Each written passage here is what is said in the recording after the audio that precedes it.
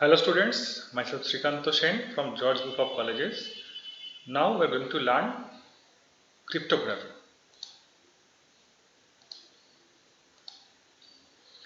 So we are going to learn history, definition, terminology and goals and services. So first we'll start with history. So this is the history of cryptography. The concept of cryptography is change the original text such a way that nobody can understand except the sender and the receiver. In between, if somebody intercepts the message, that person cannot understand the meaning of this text. So that is the story of cryptography. The purpose was not to hide the message, but perhaps to change its form in such a way which would make it appear dignified. That means I am sending a letter, the letter is not hidden, but the text are arranged in such a way that if in between somebody catches that letter, could not get an idea what is written in the letter. Okay, this is the early evidence of cryptography. The book Arthashastra written by Kautilya, there some evidence of cryptography was there. Okay, I am giving a simple example of cryptography. Like in your school or in your college, you gave a code name to the teachers, correct? Only you and your friend know what is the meaning of that name. That means which teacher is approaching to the class. But the teacher is unaware of it, correct? If you pronounce his name standing beside him or her, the teacher cannot understand. This happens with everybody. We also did this. So this is the concept of cryptography. Giving a simple example of cryptography, where Julius Caesar uses a form of shift, simple shift. See, he did a shift of three characters. See, A moves to D, B moves to E, and this way. That means there is shift of three characters. Okay, I'm showing you something. Like suppose what will be the word? Suppose the word is BCA. Correct. So if I use Julius Caesar cryptography, then B will be E. Why? Because the B's become E. Next C. C will be F. C will be F. And A will be D. Correct? So this is the encrypted form of BCA that is used by Julius Caesar. Now we'll approach towards the definition of cryptography. Crypto means hidden and graphene means writing. So cryptography or encryption is the process of transforming information referred to as plain text using an algorithm called cipher to make it unreadable to anyone except those possessing special knowledge, a key. Now if I look at the previous problem, so B C A was E F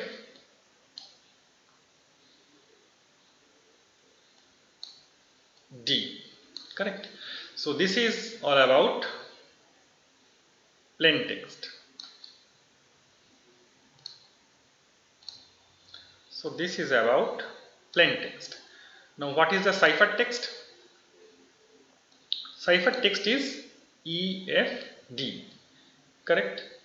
Now there is a term called key. So what is the key? Key is +3 shift. So this is the key. So plain text, encrypted text and +3 is the shift, and that is regarded as a key. Okay. Now giving a simple example of this, look at this. This is the plain text. It is written United Kingdom. So I use a key. What is that key? The key was say +3, or the United Kingdom becomes this kind of text. Now 1, 2, D, Z, $6, C. From this cipher text, it is impossible to predict what was the actual plain text. Correct. Now if we use some algorithm to decrypt it, we may get back the United Kingdom. Not may, we'll definitely get back the United Kingdom, the world. So there is a encrypted key, see the color, there is a decrypted key, decryption key, that is the green color. This is the plain text, and this is the plain text plain text after decryption, and this is the picture of the cipher text on the encrypted text. Okay, so cryptography and cryptanalysis, these together are called cryptology. So this is a new branch of cybersecurity, where cryptography and cryptanalysis both are combined to make a new term science known as cryptology. Okay, till now we are explaining about cryptography, but what is cryptanalysis? Cryptanalysis is the change of unintelligible data back into its original message, which is known as the decryption commonly. That means cryptanalysis means you look at the text and you try to analyze what may be the actual original plain text. That is the concept of cryptanalysis.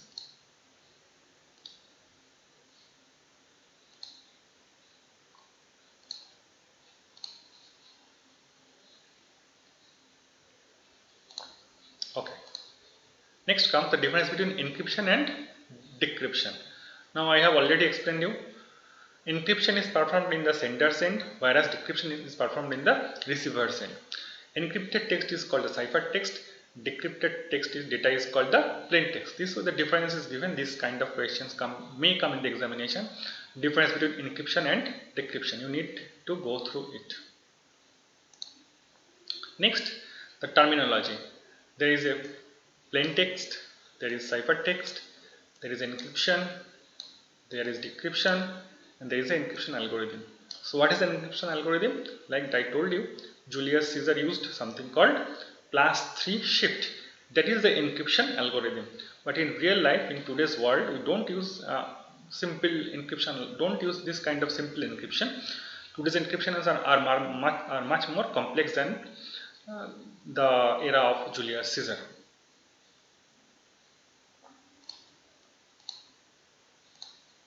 Okay. Now a few more terminology continues. The key was +3. Decryption algorithm and the cryptanalysis. Already I have discussed this.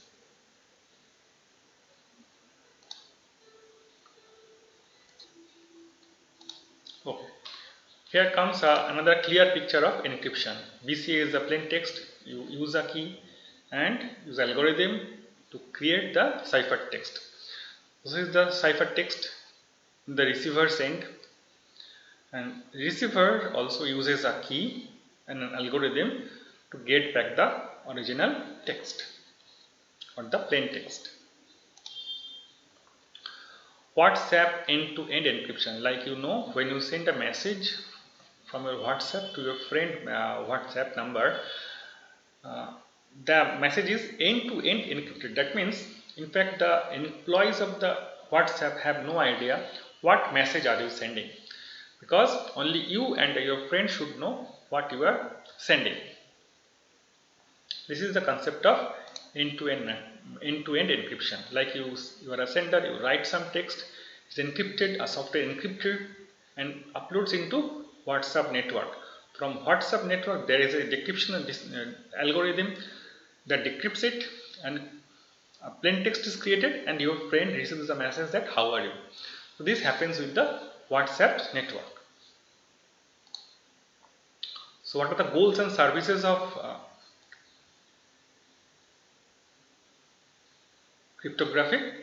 There are four main goals or services are there: confidentiality, integrity, authentication, and non-repudiation.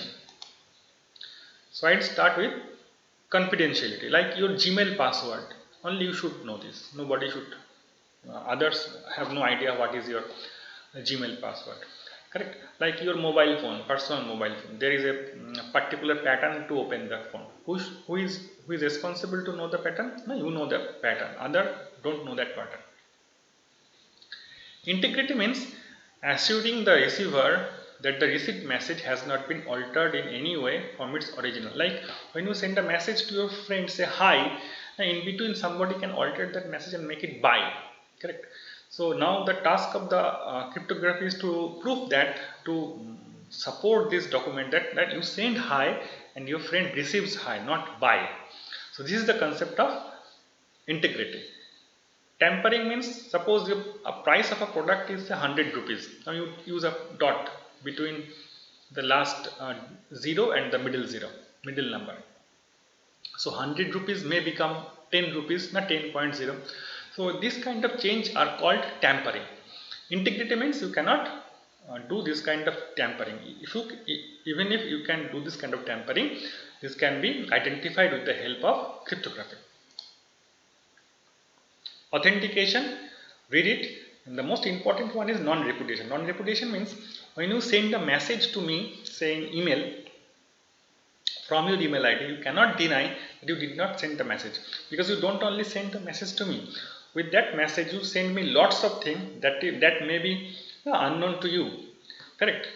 And that is called the email header analysis. Now, if you know how to analyze the email header, you can get an idea what are the information stored in the email header, and through that you cannot deny in later time that you did not send me any kind of message.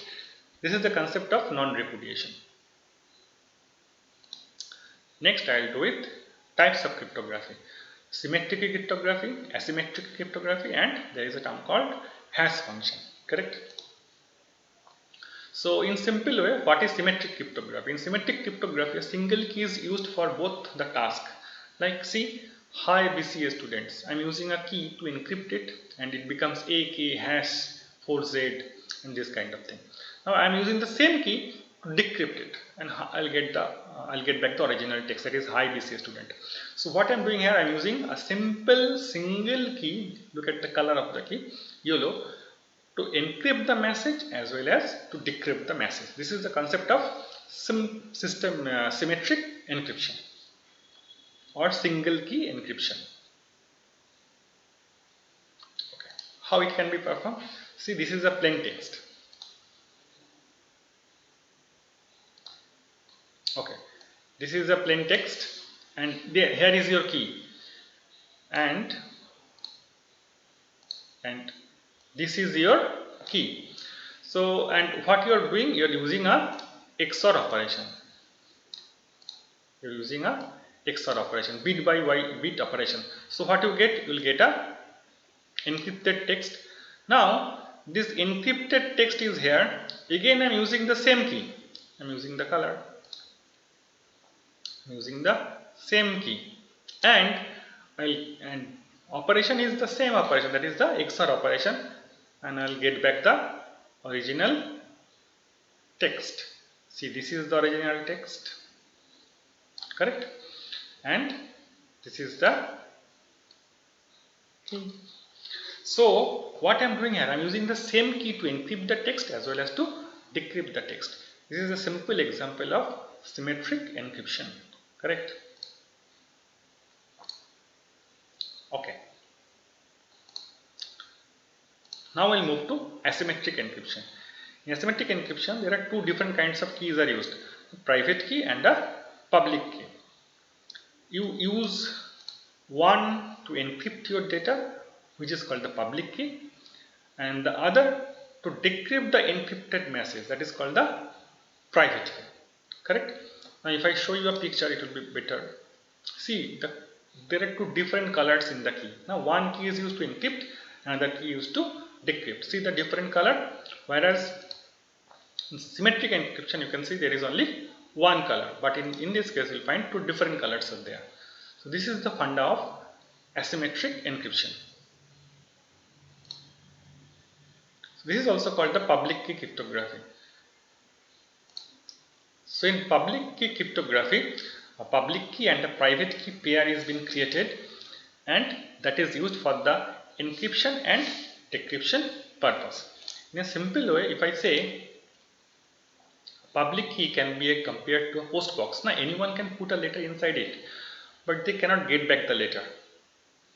Only the postal worker who have a private key can open that post box and can get the letter. So I am using two different concepts. So one is public key, another one is private key. So anybody can use the public key, like anybody can drop a letter in the letter box, but only one person who has the private key to open that letter box can will be able to open that letter box. Correct?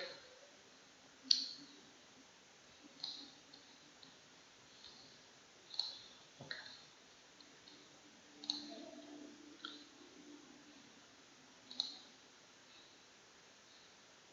This is given, analogy is given to it, given here. Just read a simple thing. So when can you, the concept of public key, private key can be well understood with the help of a simple example of sending a mail. So Bob wants to send a mail to Alice, correct?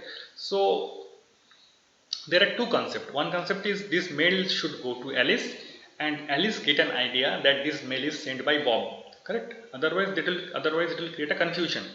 If Bob wants to send a mail to Alice but does not reach to Alice and somebody else, that will create a problem. And in the same way, if Alice get a mail from Bob, uh, then Alice should know this mail is sent by Bob. Otherwise, it may create a confusion. Alice may not know the person who sent Alice that mail. So what Bob does? Bob uses Alice public key to encrypt. Why Bob uses Alice public key to encrypt? In a simple way, you can think public key is the Alice email ID that is known to everybody. Everybody knows Alice email ID, correct? And Alice and Bob sent that mail, correct? So this is the document. Now it goes to the server. Now server has two kinds of thing. It has Alice public key, that means it will be destined to Alice, as well as Bob's public key, because Alice should know it is sent by Bob. When it reaches Alice, Alice get an idea that Alice uses private key. Now what is the Alice private key? Alice private key is Alice Gmail password. It is not known to everybody. Now Alice uses this private key and decrypt the message that is sent by Bob. Now how Alice know that this message is sent by Bob? Because in the from section it is written it is sent by Bob. So here is a comparison of symmetric key encryption and asymmetric key encryption. You should go through it. I have already explained this in the class.